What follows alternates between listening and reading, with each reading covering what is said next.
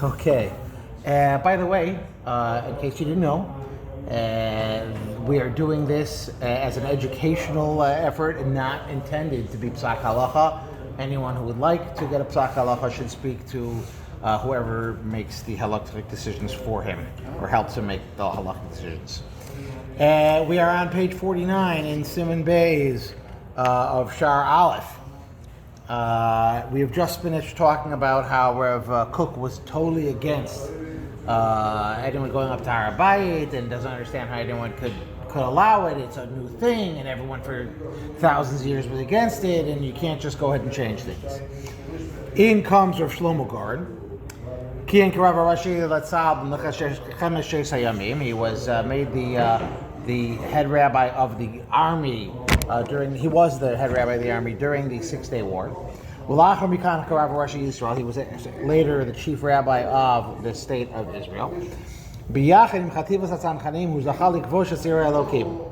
With the Tzanchanim, that unit in the army, he was zocheh to be there at the conquering of Hashem city, of the Bet HaMikdash portion of the old city, all of the old city. Har Habayis u'Makom HaMikdash, both Har Habayis and Makom HaMikdash, and it's important. This is something that I probably don't stress enough, but I had a discussion with somebody this week, and one of the things that we have to clearly differentiate between is that we're not talking about Aliyah Har Habayis. We are talking about it, Aliyah Har Habayis and Makom HaMikdash.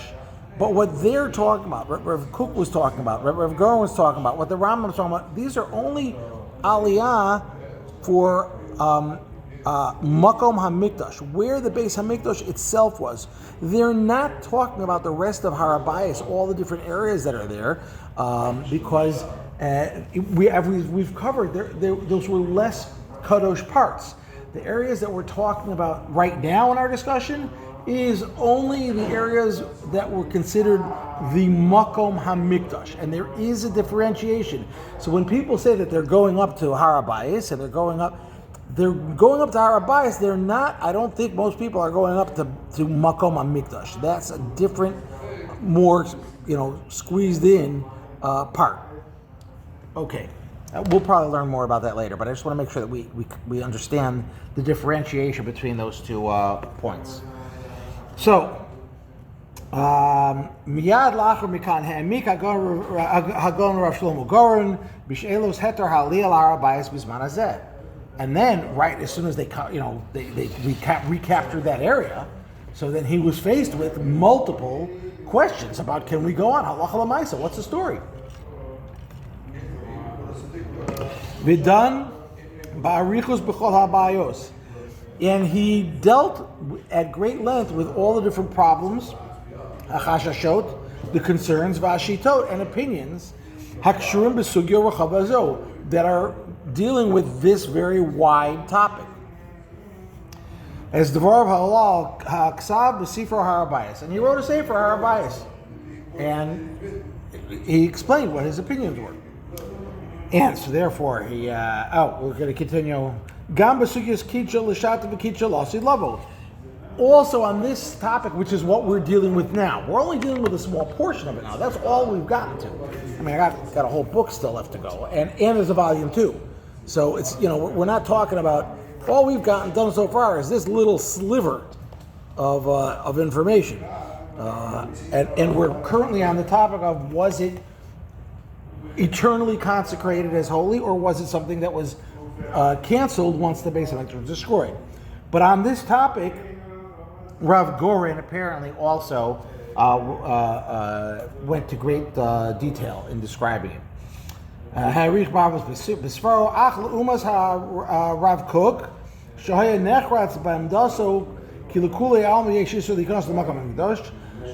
but he stood not necessarily in agreement with Rav Kook, who we've already discussed, said that everyone was in agreement that it's Aser. Hagon Rav Shlomo Goren Harich Levar Mitoch HaTalmud Midrash Halacha Varishonim Kiyesh kama v'kama poskim asher sovim kedusha rishona lo kicha lasid lavo. That Rav Goren quotes multiple opinions from the Gemara, from the Mishnah, from Rishonim that say that no, it was only done temporarily. It was not a permanent consecration, and therefore it's no longer considered kadosh. Lo zu bilvad. Not only this, elahem af matirim es haknisa l'makom hamikdash legamri. These Mishnayos. Medrash, not Mishnayos. Gemara, Medrash Halacha, and Rishonim would permit the entry to Makom HaMikdash itself. And he even says that was the minhag for many years. For the Bnei Yisrael, they did that. They would go in.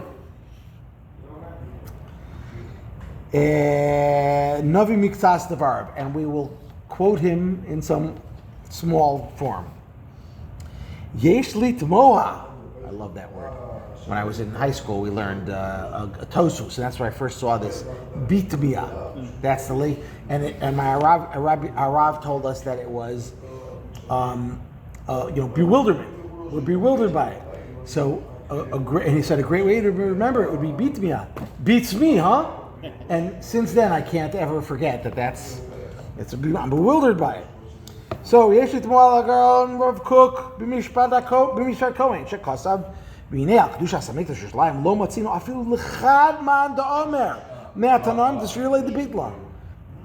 Kook says, and we did this last week, I haven't found a single Tana who says that it was batal.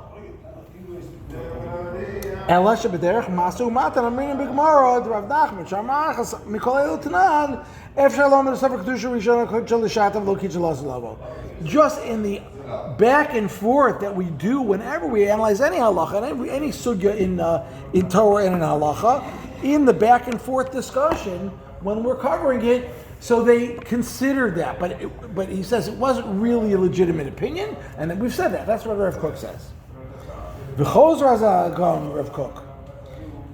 Sham kama pamim b'sholno akdosho, and he in his holy words he repeats this theme over and over. Shal kedushas hamikdash Yerushalayim ein shum man da'amar mefurash shelo kitchelo aselo. That according to Rav Kook, there is not a single opinion, source that we can rely upon that says that the kedusha was done temporarily. All of them insist that it was done permanently. Dvarim elu. Rav Kook tmohim yod. These words are bewildering. They're incredibly bewildering. And we've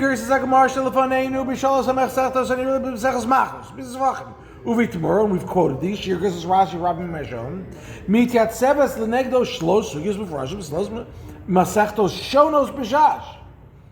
We have three different Gemaras that, according to the basic explanation of Rashi, clearly say that it was a temporary kedusha. Levian, according to these Gemaras, Rabbi Yishmael, Rabbi Yosef, Shneim Sovim Kedusha Mikdash Yerushalayim Lo Kicha Lasid Lavo. It clearly says, and in these Gemaras, no one argues on it. No one says, oh no, Kicha Lasid Lavo. These Gemaras stand, and it appears that they're saying very clearly.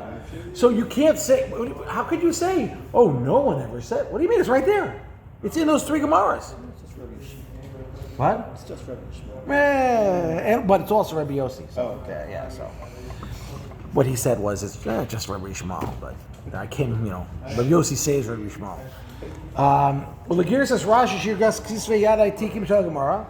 And according to Rashi's opinion, which is the ancient understanding of the Gemara, I hope I translated it right. It appears that is the conclusion of these three different portions of Gemara. Just like Rabbeinu says, La'olam kisavar lo kitchel asid lavo. V'kavanaso the Beis HaMikdash, and he was talking about the Beis HaMikdash. And in the Masech of Tamura, the answer doesn't quote Gemara, Kalamar Shekain, he shita stama shal Gemara, which means that this is the basic understanding. It's not that they said, oh, this Amora came of the opinion of that. No, it made the statement without any other dissenting opinion, which means that that's the default position. The default position in that Gemara. B'chein hi piskas halacha shel Rashi shekdusha zemikdash Yerushalayim lo kitzus l'salavo, and that's the halacha of Rashi that says that kedusha of Mikdash and Yerushalayim was not done eternally. K'moshe uchachim le'el midvar shel Rashi Mesachas Pesachim, like we quoted in the Rashi in Mesachas Pesachim. Again, that's Rav Goren quoting it. Hanir the men kovei Rashi as a maskona kitcha l'shata lo kitcha l'salavo, and therefore it appears that Rashi is clearly saying that it wasn't done eternally. It was only done on a temporary basis for the time that the Bet HaMikdash was standing.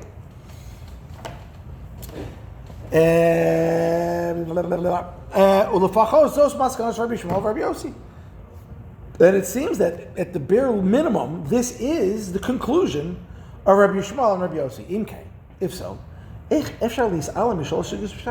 how is it possible that Rav Kook just whatever. Oh, well, those aren't important. I mean, it doesn't make any sense according to Rav Goren that how is it possible to just overlook? I don't want to say that he ignored it because that's a little strong, but you overlooked it. I mean, that's very, very because it wasn't just that. Oh, you could say, but his lashon, Rav Kook's lashon was there is not a single source. And what do you mean there's not a single source? It's clear. According to Rav Goren. I have to start qualifying when I say these things because every week we say things that are like obvious, and then the next week it's another opinion that says, what are you talking about, obvious? That's like the most backwards thing I've ever heard. So I'm just quoting Rav Goren right now for educational purposes only. Someday the rabbi's going to look at this and he's going to say, Shmuel. Okay, Im Kain, okay. Ulahasik maskona shal kedushas hamikdash Yerushalayim ain't shuman da'amar matanoim amorim disvilei the butler. And then to conclude, to say that, which is what I just said basically, that there is no one who holds that. Okay. Bali atosos hochim etagirsha b'shol shug yusela. The Bali Tosos change our basic understanding of these three sugyos of Gemara. According to the Bali Tosvos, yes, it was. These Gemaras actually say the opposite. They say that it was done eternally. Aval ein lidchos bekash at girsas Rashi, hamavusezes al girsas asfarim shahay solafonu b'shalosh masechtos. But you can't just ignore the opinion of Rashi, because he was basing his opinion based on the Sfarim. We don't have those Sfarim anymore that Rashi was using. They don't exist. We don't know exactly what he was opinion, but he had source materials that were clearly much more evident than what we have. We're only working on his interpretation of what it's. And Rashi's opinion was that it was not permanent. You can't just say, well, no one. Rashi had an opinion. Even though there is a way to explain those Gemaras, there was also a way to explain it that it was temporary. So, and therefore it's impossible, says Rav Goren, for anyone to assert that the Kedusha that was done, there's no opinions at all that the Kedusha that was done was something that was permanent. Hagon Rav Kook sham mit'alam legami mishitas Rashi. Rav Kook just disagrees with it from Rashi. She tamid michras ba'alacha that generally Rashi is the what we use Rashi. And he says that and he bases his opinion, says that the halacha so very skyrived. Oh, I'm sorry. No, he's solid. He's saying no, we don't hold like this at all. He's like saying that opinion doesn't even exist. Rashi and the Ravid that hold in halacha the kedusha wasn't lost in lava. Ein kol hityachasut l'shalosh sugiyos b'shas. And according to Rav Kook's opinion, it says Rav Goren, there's no consideration at all of these three Gemaras according to the explanation of Rashi and the Ravid. Shelafikas Rashi v'siyosem u'v'sesses al kach shekdusha b'nidus v'shlam p'kol b'chorban habayis u'machorozes rishonim shehevi b'mishkoyin hasor v'shushalam v'amikdash kod shalosi lavo eno maskir shiyos Rashi afucha v'zos he chashuv b'yoter b'asher Rashi mistamech al girsa ha'mekoris shelo b'shalosh sugiyos shelo lefanam. And by the way, some of this is repetitive. We said this over and over again, but Rav Goren is basically saying, and basically Rav Kook said, I'm not gonna consider what Rashi, who had source materials in front of him, and he said that this is clearly what's going on. Man, that really wasn't, it's not worth even, thinking about. So Rav Goren, Tama al divrei Rav Kook. She'ein rishon asov meforish kedusha mikdash batal b'chorban habayis. Harish just Rashi b'shol sugiyos shono si kashitas arabin shekdusha mikdash lo kitchelos level. So now this is the summary of the mechaber of this sefer, who now says, basically Rav Goren is bewildered at the fact that Rashi could ignore the entire body of work written by Rashi in these three different sugyos that say clearly that it was batla with the Churban bias, but instead he says no one ever says it. V'hine al af habitachon hagadol shel Gaon Rav Kook shegam haravid osel likones limikom hamikdash gam min haTorah u'menaseh lechadesh yesh havchana bein iser kares hamutol al hatameh hanichlas lemikdash Hashem mamash lebein ha'isur v'lo yitamu esamachaneihem. And even if you want to, this is despite the reassurance of Rav Kook that says that no, he says the Ravid always held that it was usher, that his only argument was whether or not you were chayiv kares on it, right? We did that 2 weeks ago. No, that was last week. No, we did that, it was 2 weeks ago because we weren't here last week. So even if you consider it, what time is Marv? Dan, what time is Marv? 7:20. Okay, so we're going to finish this paragraph, I think. You know what? No, I'm going to finish this last paragraph. Shelo tali b'mikdash mamish ela b'kedushas hamakom. Avlo yitam b'smachanayim shelo tali b'mikdash mamish ela b'kedushas hamakom. Harei matzinu es ha'meir b'sefer beis ha'mechir l'masachet shvuos ha'cholek ha'shitas aram mikol v'kol v'sover she'en chiluk bein Yerushalayim v'mikdash Shaar haaretz. Despite the fact that Rav Kook says that, I've got this thing about, that's not what is written. You have sources like Lemiri that say no. He doesn't say it's not connected. He said that it's mutter. You're allowed to go in. L'fanena de Berur Shal Hamira Hatoses. Yeah. After Marv? Okay. Can I stay? I think my wife's okay. You know what? I'm going to stop here. I'm going to have to edit.